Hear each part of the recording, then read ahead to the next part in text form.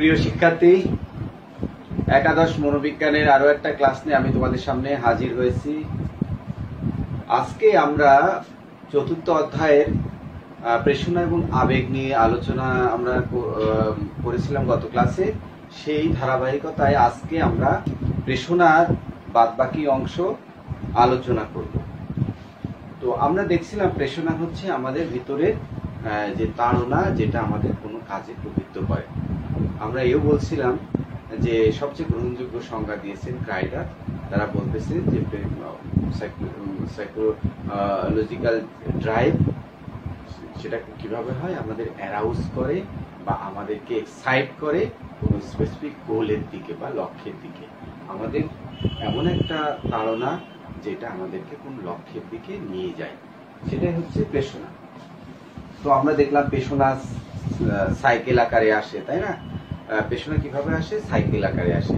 হ্যাঁ, কিভাবে একটার পর একটা আসে এবং প্রেষণা নিমিত্ত হয়, আবার প্রেষণার জন্ম হয়। মানে প্রেষণা একবারে থেমে যায় না, কোনো কিছু অর্জিত হওয়ার পরে সেই প্রেষণা থেমে যায় না।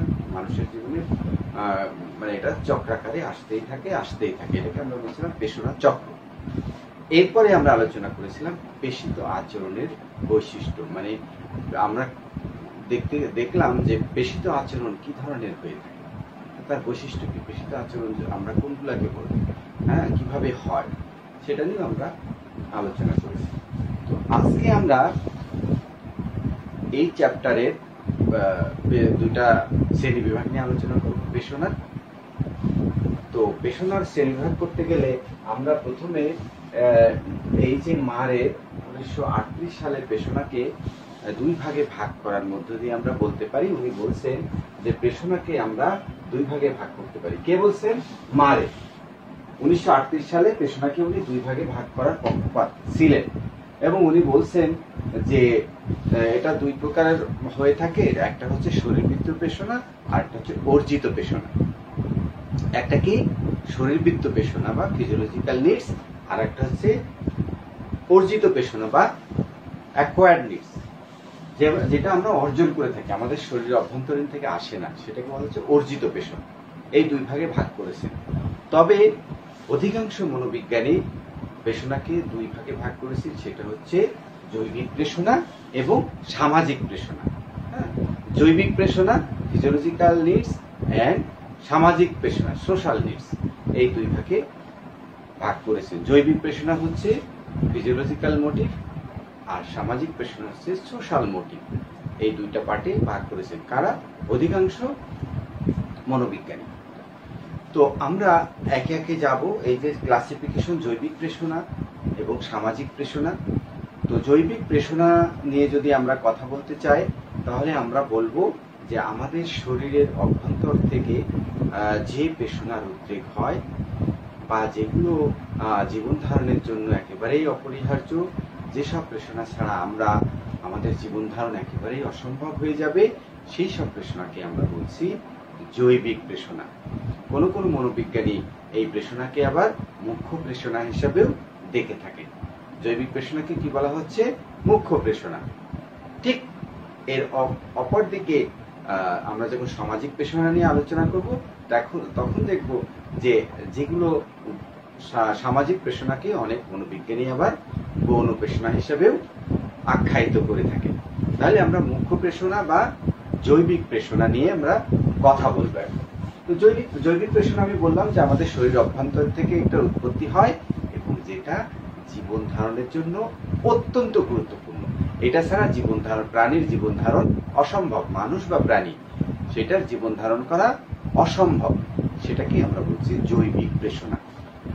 তো আমরা উদাহরণ হিসেবে বলতে পারি যে আমাদের ক্ষুধা, তৃষ্ণা, মাতৃত্ব, তাই না, হ্যাঁ, কাম প্রেষণা, এগুলাকে আমরা বলতেছি জৈবিক প্রেষণা।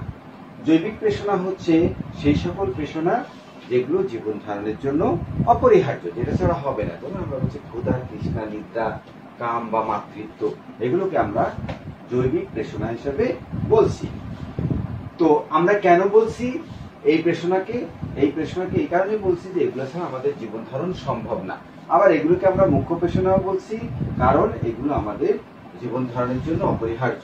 এছাড়াও আমরা কতগুলো জৈবিক প্রেষণার কতগুলো বৈশিষ্ট্য দেখতে পাই। সেই বৈশিষ্ট্যগুলোর ভিতরে কি আছে? জৈবিক প্রেষণা প্রাণীর শারীরিক তাগিদ থেকে উৎপত্তি হয়। তাগিদ, যেমন আমাদের ক্ষুধার কথা যদি বলি, তাহলে শরীরের তাগিদ থেকে, মানে এটা ঘাটতি থেকে এর উৎপত্তি হয়। তাহলে জৈবিক প্রেষণা কোথা থেকে উৎপত্তি হয়? শরীরের অভ্যন্তরে তাগিদ থেকে বা কোনো একটু অভাব থেকে, কোনো কিছুর অভাব থেকে এটা তৈরি হয়। প্রেষণাটি জীবন ধারণের জন্য অপরিহার্য। কোন প্রেষণা? জৈবিক প্রেষণা। এটা ছাড়া জীবন ধারণ অসম্ভব। এছাড়া কি করে? এই প্রেষণাটি জন্মগত, মানুষ বা প্রাণীর জন্মের মাধ্যমেই, জন্মের ভিতরতেই কিন্তু এই প্রেষণা নিয়ে জন্মগ্রহণ করে। এই প্রেষণাটি শরীরের ভারসাম্য সংস্থাপক। আমরা ওই যে আমাদের মনে আছে যে আমরা যখন পেশিত আচরণের বৈশিষ্ট্য করেছিলাম, তখন কিন্তু এই লাইনটা ছিল বা এই চরিত্রটা ছিল বা এই বৈশিষ্ট্যটা আমরা দেখছি যে পেশিত আচরণ কি ছিল? ভারসাম্য সংস্থাপক। আমরা এটাও বলতেছি যে প্রেষণাটি, কোন প্রেষণা? জৈবিক প্রেষণাটি শরীরের ভারসাম্য সংস্থাপক। এটা থেকে ভারসাম্য রক্ষা হয় না। খাওয়া খাইলেই কিন্তু আমাদের শরীরে আবার এনার্জি ফিরে আসে, ভারসাম্য ফিরে আসে। এরপর আছে প্রেষণাটি একই শ্রেণীর সকল প্রাণীর মধ্যে সমানভাবে বিদ্যমান থাকে। মানে মানুষের ভিতরে বা কুকুরের ভিতরে বা ইঁদুরের ভিতরে একইভাবে কিন্তু, সমজাতীয় প্রাণীর ভিতরে সবার ক্ষেত্রে একইভাবে কিন্তু এটা শক্তিশালী বা একইভাবে বিরাজ করে। মানে শক্তিশালী অবস্থা নিয়ে বিরাজ করে, এরকম না যে খুব মানে ঢিলে ঢালা অবস্থায় থাকে এই পেশনাগুলো। এই পেশনাগুলো সম্পূর্ণ এটা স্ট্রং পজিশন নিয়ে থাকে মানুষ বা প্রাণীর ভিতরে। তাহলে মানুষের ভিতরে যে পেশনাগুলো ভারসাম্য সংস্থাপক, যে পেশনাগুলো না হইলেই নয়, জীবন ধারণের জন্য অপরিহার্য, এছাড়া আমরা খাদ্য না খেলে জীবন বাঁচবে না। সুতরাং এই যে জৈবিক পেশনাটা অপরিহার্য প্রাণীর জন্য। আমরা জৈবিক পেশনার বৈশিষ্ট্য করতে গিয়ে দেখলাম যে এটা জন্মগতভাবে উদ্ভব হচ্ছে, এটা ভিতর থেকে আসতেছে এবং এটা ভারসাম্য সংস্থাপক, এটা শিক্ষালব্ধ নয়, এটা আমাদের ইনেট বা জন্মগতভাবে আমরা পাচ্ছি। এর মাধ্যমে আমাদের কি হচ্ছে? আমাদের শরীরের ভারসাম্য ফিরে আসছে এবং শরীরের ভিতরে অস্থির অবস্থা বা উত্তেজনা এগুলা কিন্তু তৈরি হচ্ছে। আর একই ধরনের প্রাণীর ভিতরে এই ধরনের পেশনা আমরা বারবার দেখতে পাবো। সমধরনের পেশনা সমধরনের প্রাণীর ভিতরে বারবার আমরা দেখতে পাবো, একইভাবে দেখতে পাবো। এটাই হচ্ছে জৈবিক পেশনার বৈশিষ্ট্য। ক্লিয়ার? তো আমরা এখন চলে যাই কতগুলো জৈবিক পেশনা নিয়ে আলোচনা করব তোমাদের জানার শর্তে, মানে সুবিধার্থে। কারণ এই জৈবিক পেশনা নিয়ে কিন্তু অনেক গবেষণা আছে। হ্যাঁ, শরীরের কোন অংশ কোন পেশনার জন্য দায়ী বা মস্তিষ্কের কোন অংশ কিভাবে পেশনার মুখ্য মানে ভূমিকা পালন করে, সেগুলো আমাদের মনোবিজ্ঞানের ছাত্র হিসাবে অবশ্যই জানতে হবে। কারণ এরপরে কিন্তু আমার আচরণ নির্ভর করে, তাই না? আমার পেশনা, আমার আবেগ, আমার ব্যক্তিত্ব, আমার বুদ্ধি, এগুলো কিন্তু আমার মনোভাব, আমার মতামত, আমার মূল্যবোধ, এগুলো কিন্তু আমার আচরণের উপরে প্রভাব বিস্তার করে। কি আমাদের মনোবিজ্ঞানের বিষয়বস্তু কি? আচরণ, তাই না? মানুষের আচরণ ও মানসিক প্রক্রিয়া।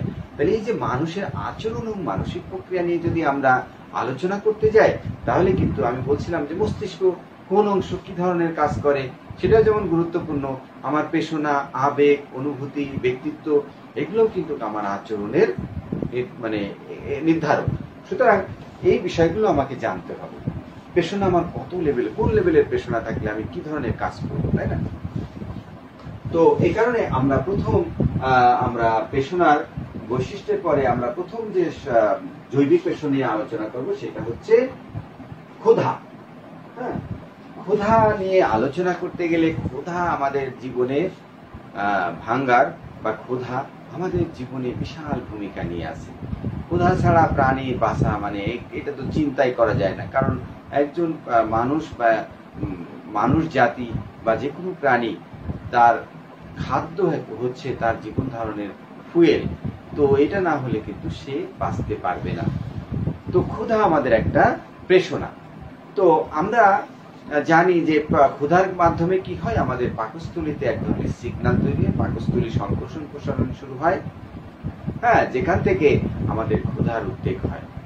হ্যাঁ, সে আমরা খাবারের জন্য আমরা খাবার খুঁজতে থাকি এবং মস্তিষ্কের একটা নির্দিষ্ট অঞ্চল আমি আসবো, তো আমরা দেখছি যে কুলহার্ট এবং কার্লসন তারা 1915 সালে পরীক্ষা করে দেখছেন, হ্যাঁ, যে ক্ষুধার পিছনে কতগুলো গুরুত্বপূর্ণ ভূমিকা পালন করে। একটা প্রাণীর ইঁদুরের স্টোমাক কেটে বাদ দেওয়া হয়েছে, তারপরেও তার ভিতরে ক্ষুধার সিমটম দেখা গেছে। তার মানে আমি বললাম যে ক্ষুধা লাগলে আমাদের কি হচ্ছে, ক্ষুধার কারণে আমাদের স্টোমাক সংকোচন প্রসারণ হচ্ছে, আবার স্টোমাক কেটে বাদ দেওয়ার কারণেও আমাদের ক্ষুধা আমরা দেখতে পাচ্ছি, তাই না?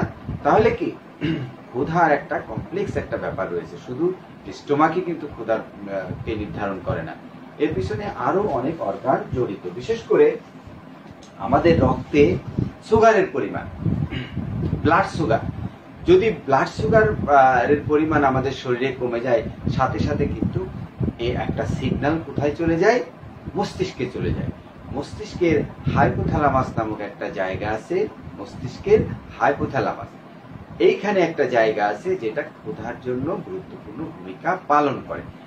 এই সিগন্যালটা তখন স্টোমাকে চলে যায়, স্টোমাক তখন কিন্তু আমাদের কি করে, আমাদের ক্ষুধার যে ইয়েটা সেটা তৈরি করে এবং আমরা খাবারের জন্য আমরা ছুটতে থাকি এবং খাবার খাওয়ার মাধ্যমে আমরা সেই পেশনাকে নিবৃত্ত করি বা শেষ করি। তো এটা কিভাবে হয়, এই যে একটা প্রাণী যখন তার মস্তিষ্কে ব্লাডে যখন তার সুগারের পরিমাণ কমে যায় বা সুগার লেভেল কমে যায় বা শর্করার পরিমাণ কমে যায় বা গ্লুকোজের পরিমাণ কমে যায়, তখনই কিন্তু একটা সিগন্যাল হাইপোথ্যালামাসে চলে যায়। হাইপোথ্যালামাস এটাকে স্টোমাকে পাঠায় সিগন্যাল, যে ক্ষুধার যে সিগন্যালটা সেটা পাঠানোর কারণে স্টোমাকটা সংকুচিত প্রসারিত হতে থাকে এবং আমরা ক্ষুধা অনুভব করি। এভাবে কিন্তু আমাদের মস্তিষ্কের হাইপোথ্যালামাস ক্ষুধা নিয়ন্ত্রণ করে থাকে। এখন আমরা দেখব যে স্টোমাকে আমাদের যে রক্তের শর্করা বা স্টোমাক বা আমাদের ব্লাডে বা রক্তের ভিতরে যে শর্করার উপস্থিতি, সেটা আমাদের ক্ষুধাকে নির্ধারণ করে কিনা। এর জন্য বিজ্ঞানীরা একটা ক্ষুধার্ত কুকুরের উপরে গবেষণা করেছে। ক্ষুধার্ত কুকুরের রক্ত বের করে ফেলে, তার শরীর থেকে ক্ষুধার্ত কুকুরের রক্ত বের করে একটা ক্ষুধার্ত না এরকম কুকুরের রক্ত ঢুকাই দেওয়া হয়েছে। তারপরে দেখা গেছে যে ওই কুকুরের ক্ষুধার যে ইচ্ছা বা ক্ষুধার যে পাকস্থলীর যে অবস্থা সেটা পরিবর্তন হয়ে গেছে এবং সে আর ক্ষুধার্ত আর থাকে নাই। ক্ষুধার্ত না থাকলে যে পজিশন হয় সেই পজিশনে সে চলে গেছে। এট দ্য সেম টাইম যখন একটা ক্ষুধার্ত নয় এমন কুকুরের শরীরে তার রক্ত বের করে একটা ক্ষুধার্ত কুকুরের রক্ত তার শরীরের ভিতরে ঢুকাই দেওয়া হয়েছে, সাথে সাথে ওই যে ক্ষুধার্ত নয় যে কুকুর, সেও কিন্তু ক্ষুধার উদ্বেগ দেখা দিছে বা তার স্টোমাকে ওই ধরনের ক্ষুধার সিগন্যাল দেখা গেছে। আমরা কিন্তু এটা কিসের উপরে করতেছি, এটা প্রাণীর উপরে, একটা কুকুরের উপরে গবেষণা করতেছি, আমরা মানুষের উপরে গবেষণা না। মানুষের ক্ষেত্রে একই রকম হবে, তবে মানুষ নিয়ে আমরা সবসময় গবেষণা মনোবিজ্ঞান সবসময় পারমিট করে না বা এটা এথিক্সের ভিতরেও আসে না। যে কারণে আমরা অ্যাক্সিডেন্ট বা অন্য কোনো কারণে যদি মস্তিষ্কের কোনো অংশ ক্ষতিগ্রস্ত না হয়, মানুষের মস্তিষ্ক মানুষের স্বাভাবিক মানুষের মস্তিষ্ক কেটে বাদ দিয়ে আমরা কখনো গবেষণা করতে পারি না, তাই না? কোনো কারণে যদি অ্যাক্সিডেন্টের মাধ্যমে কোনো দুর্ঘটনার মাধ্যমে যদি কোনো কিছু হয়ে থাকে, তখন আমরা কিন্তু ওখান থেকে একটা গবেষণার ফলাফল পেতে পারি যে তার আগের আচরণ কেমন ছিল এবং সে মস্তিষ্কের সেই স্পেসিফিক অংশ ক্ষতিগ্রস্ত হওয়ার কারণে তার আচরণে কি ধরনের পরিবর্তন হয়েছে, সেটা থেকে কিন্তু আমরা একটা কোরিলেশন দাঁড় করাতে পারি মানুষের আচরণ সম্পর্কে। তাহলে আমরা দেখলাম যে মানুষের ক্ষুধার পিছনে মস্তিষ্কের হাইপোথ্যালামাস গুরুত্বপূর্ণ ভূমিকা পালন করে। আমরা কুকুরের উপরে গবেষণা করে দেখলাম যে ক্ষুধার্ত কুকুরের ভিতরে যদি আমরা ক্ষুধার্ত নয় এমন কুকুরের রক্ত যদি আমরা ঢুকাই দিই, তাহলে তার ক্ষুধার যে মোটিভটা বা যে পেশনাটা সেটা কিন্তু শেষ হয়ে যাচ্ছে, তার আর ক্ষুধার পেশনা থাকছে না। আবার আমরা দেখলাম একজন ক্ষুধার্ত নয় এমন কুকুরের শরীরে রক্ত বের করে যদি আমরা ক্ষুধার্ত কুকুরের রক্ত তার বডিতে আমরা ঢুকাই দিই, তাহলে কিন্তু সে আবার ক্ষুধার উদ্রেক হচ্ছে, তার স্টোমাকে ওই সিগন্যাল, আমরা ক্ষুধার সিগন্যাল পাচ্ছি।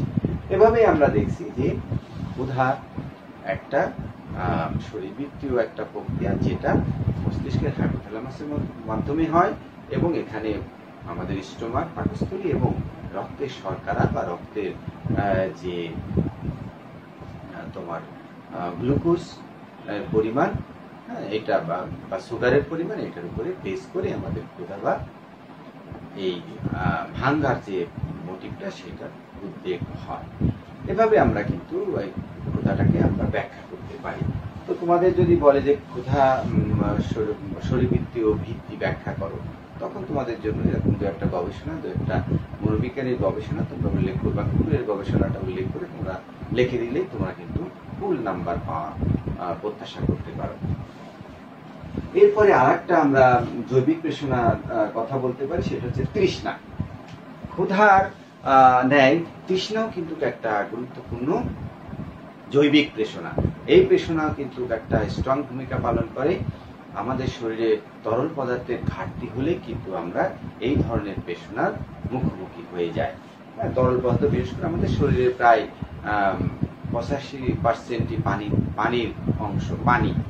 তো সেই পানির পরিমাণ যদি ভারসাম্যহীন হয়ে যায়, পানির পরিমাণ যদি কমে যায়, তাহলে কিন্তু আমাদের তৃষ্ণার উদ্বেগ হয়। তো তৃষ্ণার ক্ষেত্রেও আমরা দেখছি যে আমাদের শরীরে যে ব্লাড আছে, সেই ব্লাডের ঘনত্ব বেড়ে যায়, বা ব্লাডে পানির পরিমাণ কমে যায় আমরা যখন তৃষ্ণার্ত হই। তো এই সিগন্যালটা আবার সেই হাইপোথ্যালামাসের একটা নির্দিষ্ট এরিয়া আছে, সেই এরিয়াতে কিন্তু এটার সিগন্যাল তৈরি হয়, এবং সেই মস্তিষ্কের হাইপোথ্যালামাসের সেই অংশটা কি করে, আমাদের গলার বিভিন্ন অংশ যেখানে তৃষ্ণার, গলাটা শুকায় দিয়ে একটা তৃষ্ণার উদ্বেগ তৈরি করে। এভাবে কিন্তু আমরা তৃষ্ণা নিয়ে আমরা গবেষণা করে দেখছি যে আমাদের ওয়াটার রিজন নামে একটা রিজন আছে, হাইপোথ্যালামাসে ওয়াটার রিজন নামে একটা জায়গা আছে, যেটা রেসপন্সিবল ফর থার্স্ট, মানে তৃষ্ণার জন্য মস্তিষ্কে ওয়াটার রিজন নামে যে জায়গাটা আছে, সেই জায়গাটা ইম্পর্টেন্ট ভূমিকা পালন করে। এছাড়া কিডনিও কিন্তু তৃষ্ণার ক্ষেত্রে কিডনিরও একটা ভূমিকা আছে। তোমরা দেখবে যে আমরা যখন রোজা রাখি, তাই না, তখন আমরা অনেক সময় আমাদের খাওয়া এবং পানীয় পান করা থেকে আমরা বিরত থাকি, তাই না। তো আমরা শেষের দিকে দেখি, আমরা যখন অনেক ক্ষুধার্ত হয়ে যাই বিকালের দিকে বা ইফতারের আগ দিয়ে, তখন আমাদের কি হয়, আমাদের শরীরে কিন্তু পানির ঘাটতি তৈরি হয়। তো আমাদের শরীরে যখন পানির ঘাটতি তৈরি হয়, ব্লাডে পানির পরিমাণ কমে যায়, আমাদের কিডনির কাজ কি? কিডনির কাজ হচ্ছে আমাদের শরীর থেকে ওয়েস্ট প্রোডাক্টটা বের করে দেওয়ার সাথে সাথে পানিও বের হয়ে যায়। ওয়েস্ট ইউরিয়া, ইউরিক অ্যাসিড, এগুলো কিন্তু বের করে দেয় কে? কিডনি। কিডনি এটা পরিষ্কার করে থাকে। তো এই যে কিডনি পরিষ্কার করে থাকে, এই কিডনি যে পরিষ্কার আমাদের করে থাকে, এই কিডনি কিন্তু আমাদের একটা গুরুত্বপূর্ণ ভূমিকা পালন করে। এই যে যখন ব্লাডে রক্তের ঘনত্ব বেড়ে যায়, তখন কিডনি কিন্তু আস্তে আস্তে ফাংশনটা তার আস্তে আস্তে কমায় দেয়, মানে পানি পরিমাণ যাতে কম বের হয়, সেটার জন্য সে কিন্তু গুরুত্বপূর্ণ ভূমিকা রাখে। যার ফলে দেখবে আমাদের এই বিকালের দিকে, রোজা রাখার বিকালের দিকে কিন্তু আমাদের ইউরিনেশন, প্রস্রাবের বেগ, এগুলো কিন্তু অনেকটা কমে যায়, যেটা কিনা সকালের দিকে অনেক বেশি থাকে। আস্তে আস্তে সময় বাড়ার সাথে সাথে এটাও কমে যায়। আমাদের শরীরে কিন্তু পানি থাকে, তারপরেও কিডনি একটা ব্যালেন্স পজিশনে রাখে, যাতে আমাদের থেকে অতিরিক্ত আরো পানি বের না হয়ে যায়। তাহলে এভাবে আমরা তৃষ্ণাতে দেখলাম হাইপোথ্যালামাসের গুরুত্বপূর্ণ ভূমিকা রাখে। এছাড়া আরেকটা জিনিস আছে, আমরা বলছিলাম অ্যান্টি ডিউরেটিক হরমোনের কথা, যে anti diuretic hormone, luteinizing hormone, prolactin hormone, তাই না, গ্রোথ হরমোন। আমরা দেখছিলাম যে পিটুইটারির সম্মুখভাগ থেকে 6 ধরনের হরমোন নিঃসৃত হয়। তার ভিতরে একটা হরমোনের নাম ছিল anti diuretic hormone. Anti diuretic হরমোনের কাজ হচ্ছে শরীরের তরল পদার্থের ভারসাম্য রক্ষা করা। এই যে তরল পদার্থের ভারসাম্য রক্ষা করা, মানে তৃষ্ণাকে ব্যালেন্স করা, এই কিডনির মাধ্যমে বা অন্যান্য প্রক্রিয়ার মাধ্যমে আমার সোয়েটিং যাতে বেশি না হয়, এভাবেই কিন্তু এই হরমোনটা অ্যান্টিডিউরেটিক হরমোন শরীরের পানির পরিমাণ কমে গেলে কিডনির মাধ্যমে তা নিয়ন্ত্রণ করে থাকে। হ্যাঁ, তাহলে এই যে অ্যান্টিডিউরেটিক হরমোন, তাই না, অ্যান্টিডিউরেটিক হরমোন কি করলো, আমাদের পানি যদি যাতে বেশি পরিমাণ না বের হয়ে যায় সেই জন্য কিডনিকে সে মানে উদ্দীপ্ত করে দেয়, যার ফলে কিডনি একটা ব্যালেন্স পজিশনে নিয়ে আসে আমাদের পানির পরিমাণকে। খুব ক্লিয়ার কথা। হ্যাঁ, আমরা দেখলাম ক্ষুধার ক্ষেত্রেও হাইপোথ্যালামাস গুরুত্বপূর্ণ ভূমিকা পালন করলো। আমরা তৃষ্ণার ক্ষেত্রে এসে দেখলাম যেখানে অ্যান্টিডিউরেটিক হরমোন কাজ করতেছে, পাশাপাশি কিডনি কাজ করতেছে, পাশাপাশি কে কাজ করতেছে, মস্তিষ্কের হাইপোথ্যালামাস কাজ করতেছে এবং সে তৃষ্ণার সিগন্যাল দিতেছে। আবার শরীরে তরল পদার্থের পরিমাণ যাতে একেবারে ফল না করে তার জন্য অ্যান্টিডিউরেটিক হরমোন গুরুত্বপূর্ণ ভূমিকা পালন করে। এরপরে আছে যৌন কামনা।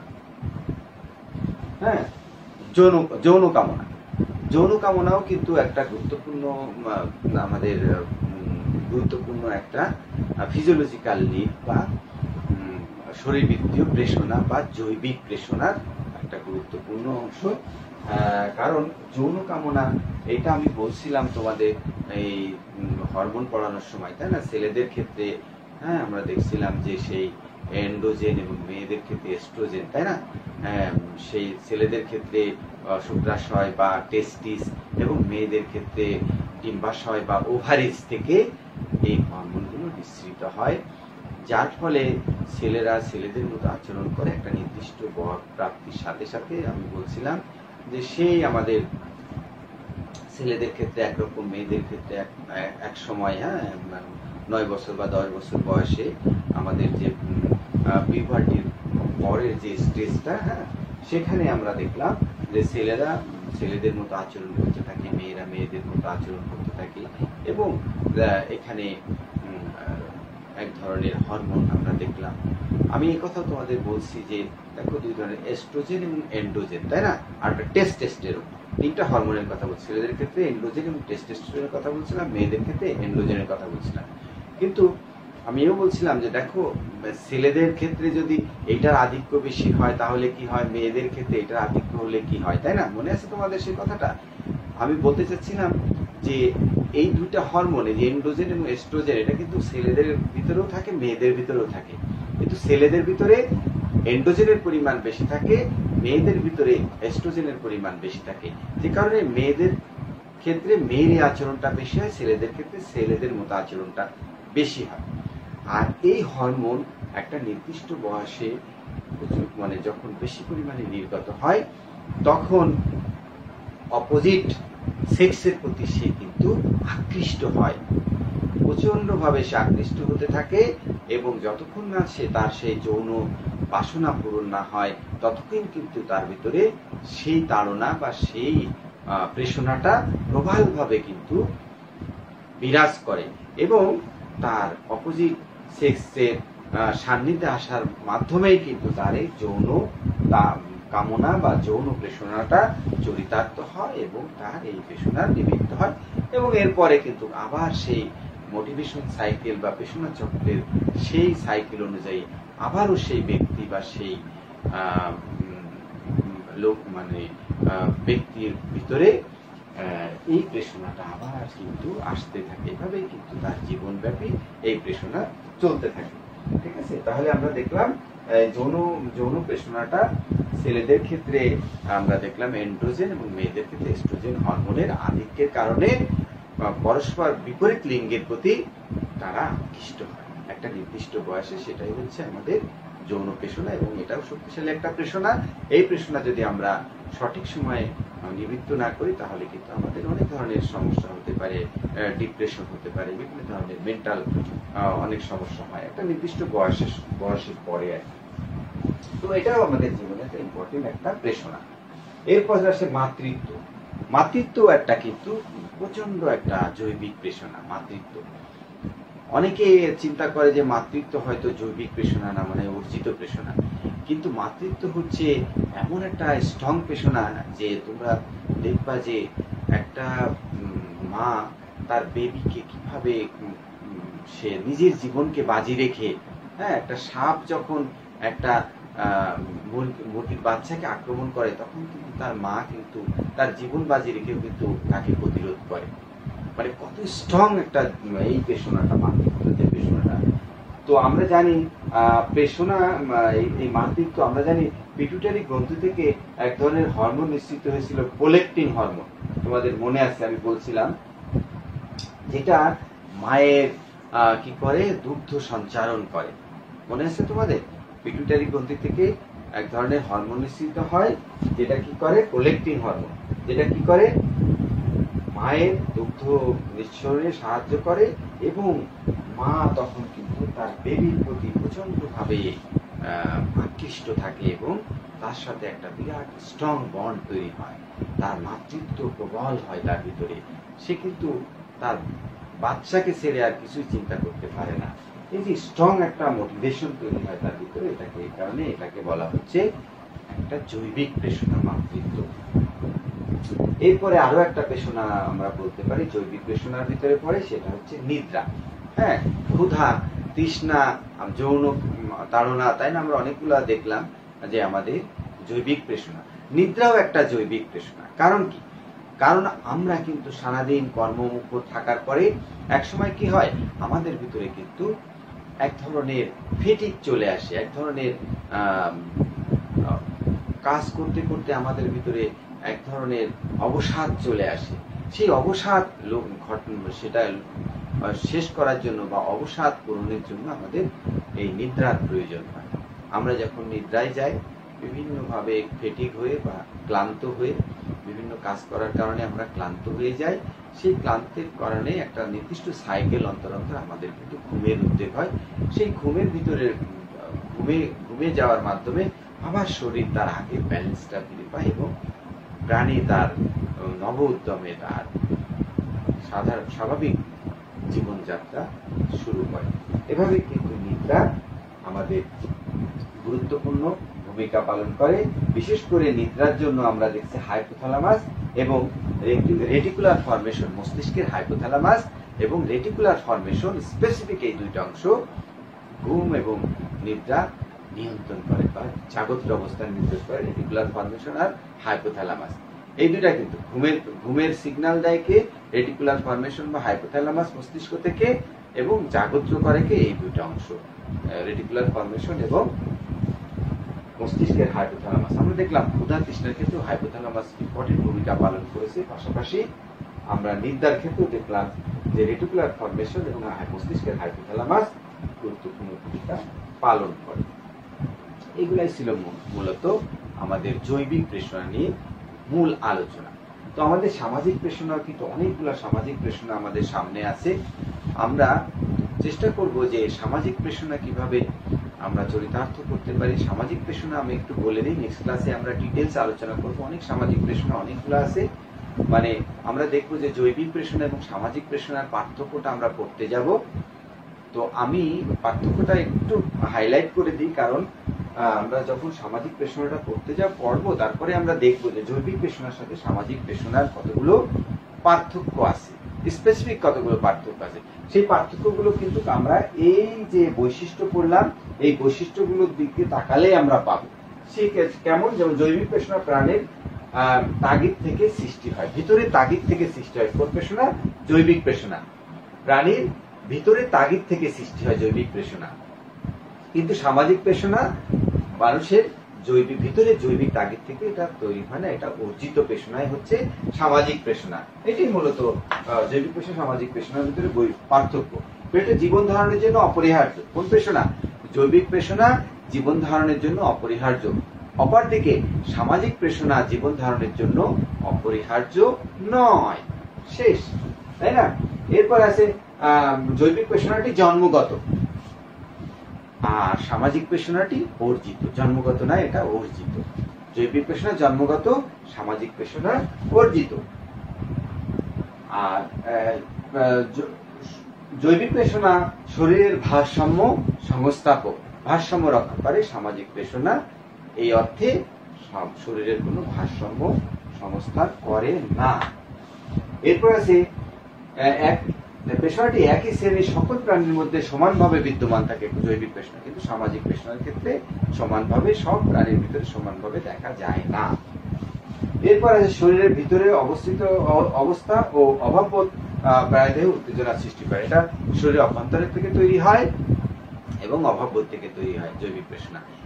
অন্যদিকে আমরা যদি সামাজিক পেশনার দিকে তাকাই, দেখব যে না, এটা আমাদের অর্জিত এবং শরীরের অভ্যন্তর থেকে এটা আসে না, এটা সম্পূর্ণ আমাদের লার্নিং বা আমাদের শিক্ষণ থেকে আসে, বা আমাদের সামাজিক প্রেক্ষিত থেকে আসে, বা সমাজের বিভিন্ন ভূমিকা থেকে আসে, মনোভাব থেকে আসে, আমাদের বিভিন্ন ধরনের চিন্তা, আমাদের বিভিন্ন ধরনের সামাজিক অবস্থার কারণেই ওই পেশনাগুলোর উৎপত্তি হয়। তো আমরা জৈবিক এবং সামাজিক পেশনার ভিতরে পার্থক্যটা দেখলাম এবং আমরা জৈবিক পেশনা নিয়ে ডিটেলস আলোচনা করলাম গবেষণা সহ। আমরা নেক্সট ক্লাসে আমরা সামাজিক পেশনার বাকি অংশ এবং আমরা আবেগ নিয়ে নেক্সট ক্লাসে আমরা তোমাদের সামনে আবার আলোচনায় চলে আসব। সে পর্যন্ত তোমরা ভালো থাকো, তোমাদের সবার জন্য শুভকামনা।